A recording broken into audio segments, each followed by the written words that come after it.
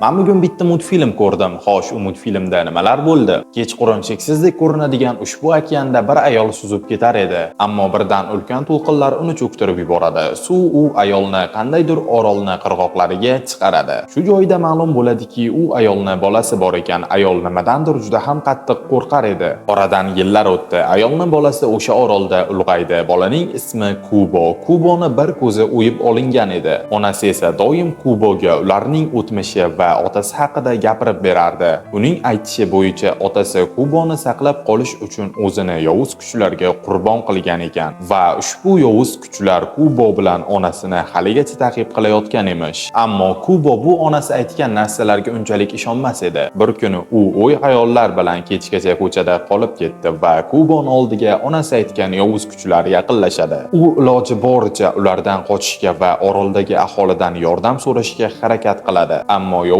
kuchlar orolni ham yo'q qilib tashlaydi. Kuboni onasi o'g'liga o'z sehrli kuchini berib, oroldan uchirib yuboradi. O'zi esa otasi kabi qurbon bo'ladi. Multfilmning to'lig'i juda ham qiziqarli. Kuboni hali oldinda xavf-xatarlarga boy bo'lgan sarguzashtlar kutmoqda. Ushbu multfilmning to'lig'ini o'zbek tilida ko'rmoqchi bo'lsangiz, men uni mana bu yerda chiqib turgan Telegram kanalimga tashlab qo'ydim. Albatta o'tib ko'rishingiz mumkin. Video yoqqan bo'lsa like bosib qo'ying. Bundan ham qiziqarli videolar profilimda.